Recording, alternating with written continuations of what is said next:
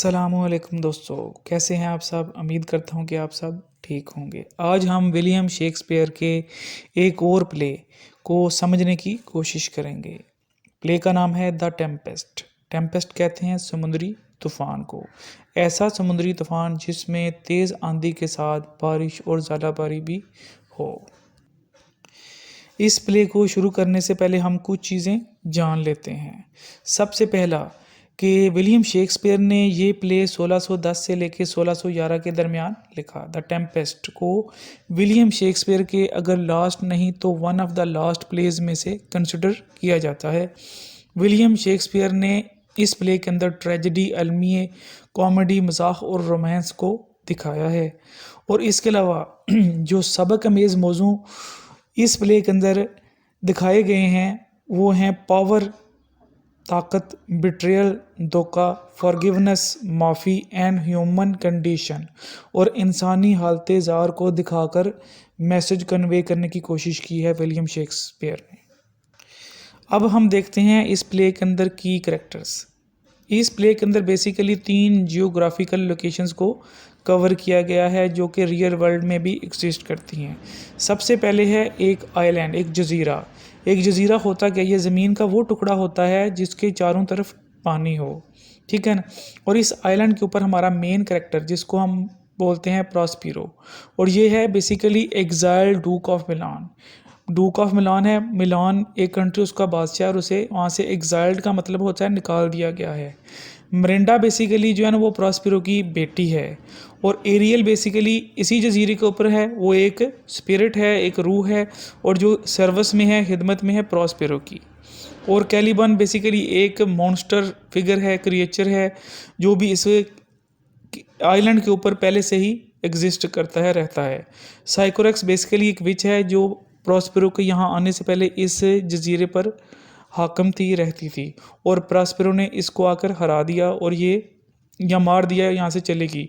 और कैलिबॉन इसका बेटा, वो अब इसका गुलाम है। उसके अलावा एक और कंट्री है किंगडम ऑफ मिलान, जिसका मैंने बताया कि प्रॉस्पेरो पहले बादशाह था और उसे वहाँ से निकाल दिया गया। अब वहाँ पर बादशाह है एंटोनियो, वो है डूक ऑफ मिलान, मिलान का बादशाह। और ये बेसिकली क्या है, प्रॉस्पेरो का भाई है। तीसरा कंट्री दिखाया गया है वो है किंगडम ऑफ नेपल्स, ठीक है ना। और यहाँ पर अलोंसा है, वो किंग ऑफ नेपल्स है। फ्रेडिनेंड बेसिकली अलोंसा का बेटा है। और सेबेस्टियन है, वो है बादशाह का भाई, अलोंसा का भाई है। और स्टीफेनो और ट्रिंकोलो, ये बादशाह के 2 सर्वेंट हैं। स्टीफेनो बेसिकली क्या है, एक जोकर है जो बादशाह को एंटरटेन करता है, और ट्रिंकोलो उसकी फूड आइटम्स जैसे ड्रिंक्स हो गया उसको मैनेज करता है।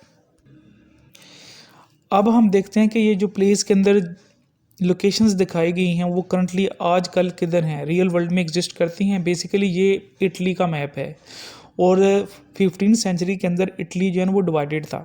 यहाँ पर आप देख सकते हैं कि यहाँ पर देखें ये मिलान, मिलान एक सेपरेट कंट्री था।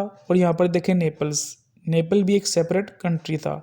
और यहाँ पर देखें मुख्तलिफ जजीरे हैं, और इनमें से कोई किसी जजीरे के ऊपर हमारा जो मेन करेक्टर है प्रॉस्पिरो, वो एग्जाइल होके यहाँ पर रह रहा है। और मिलान में प्रॉस्पेरो का भाई जो एंटोनियो है वो इस टाइम बादशाह है। और नेपल्स के अंदर किंग अलोंसा जो है वो बादशाह है। ये जो थर्ड फिगर है ये भी आपने याद रखनी है, ट्यूनस, ठीक है। प्ले के आगाज़ में दिखाया जाता है कि जजीरे के ऊपर प्रॉस्पेरो और उसकी बेटी मरिंडा देखते हैं कि एक कश्ती समुद्री तूफान में फंसी हुई है।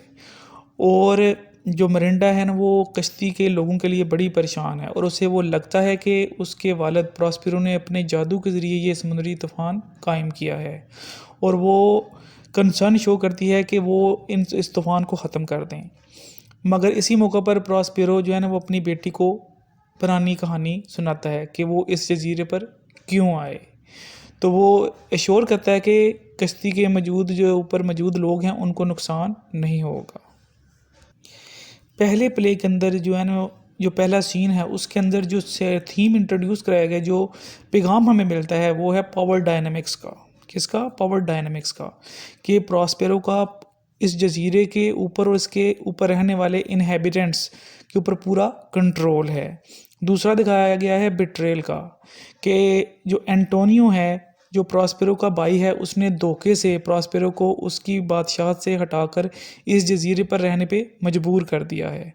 और तीसरा दिखाया गया है रोल ऑफ मैजिक, कि प्रॉस्पेरो किस तरह जादू को एज मीन ऑफ कंट्रोल इस्तेमाल कर रहा है, कि उसको इस्तेमाल करके अपने मर्ज़ी के मुताबिक चीज़ों को कंट्रोल करने की कोशिश कर रहा है। इस प्ले के दूसरे सीन में दिखाया जाता है कि कश्ती जो कि तूफ़ान के अंदर फंसी हुई थी और डूब गई है।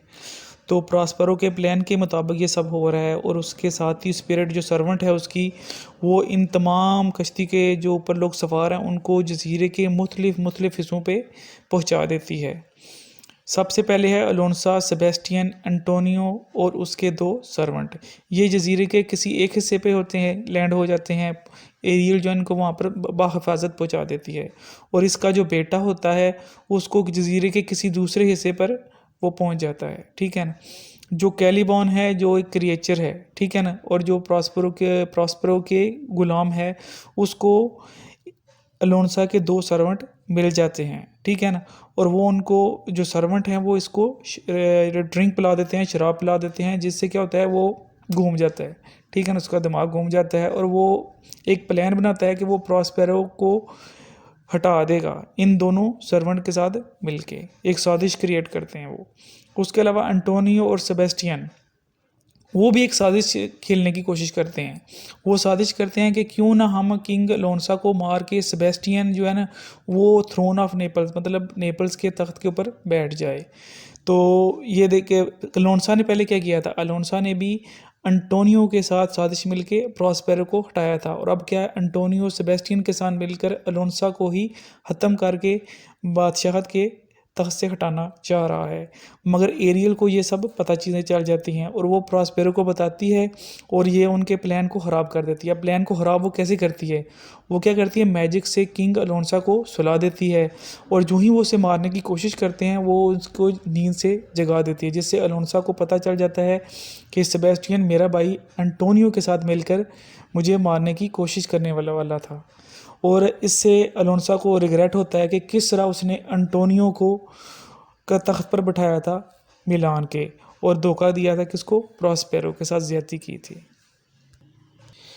और इस सीन के अंदर हमें जो सबक मिलते हैं, थीम इंट्रोड्यूस कराया गया वो है कलोनियलिज्म का, कि जो प्रॉस्पेरो है वो इस जजीरे पर काबिज है और वो कॉलोनाइज़र है, और जो यहाँ पर नेटिव थे वो था कैलिबॉन वहाँ का, और वो क्या है, कॉलोनाइज हुआ है। और प्रॉस्पेरो क्या है, यहाँ पर आके हुक्मरानी कर रहा है, अपनी मर्ज़ी से सारे काम कर रहा है, और यहाँ के रिसोर्सेज को भी यूज़ कर रहा है। दूसरा है कॉन्स्पिरेसी एंड बिट्रेयल, साजिश और धोखे का जो है ना आंसर दिखाया गया है, कि किस तरह अंटोनियो ने पहले साजिश की प्रॉस्पेरो को हटाने के लिए, और अब अंटोनियो सेबेस्टियन से मिलकर अलोन्सो को हटाने जा रहा है। और उसके अलावा दिखाया गया है सिविलाइजेशन और सैवेजरी के दरमियान फ़र्क, कि किस तरह सिविलाइज माशरों में रूल ऑफ लॉ होता है, हर चीज़ें कानून के मुताबिक चलती हैं, और यहाँ पर क्या है, सैवेजरी को भी दिखाया गया किस तरह जो है रूल्स को ब्रेक किया जा रहा है, अनफेयर मीन्स को इस्तेमाल करके बादशाहत को हासिल किया जा रहा है। इस प्ले के तीसरे सीन में दिखाया जाता है कि फर्डिनेंड जो कि अलोन्सा का बेटा है वो जजीरे के किसी और हिस्से पे पहुंच जाता है, और वहाँ उसको मिलती है मरिंडा को मिलते ही वो उन दोनों को आपस में मोहब्बत हो जाती है, ठीक है। मगर प्रॉस्पेरो को इसके ऊपर डाउट है, क्योंकि जिस तरह अलोन्सा ने साजिश करके उसको हटाया था उसको लगता है इसका बेटा भी साजिशी है, और वो इसको चेक करने की कोशिश करता है और इसको डिफ़िकल्ट सिचुएशंस में डालता है। और इसी दौरान कालिबान जो है वो भी साजिश कर रहा है स्टीफेनो और ट्रिंकोलो के साथ मिलकर प्रॉस्पेरो को मारने की, ताकि वो इस आइलैंड के ऊपर दोबारा से कब्ज़ा कर रहे हैं, क्योंकि प्रॉस्पेरो ने इस आइलैंड के ऊपर ऑलरेडी कब्ज़ा किया हुआ है।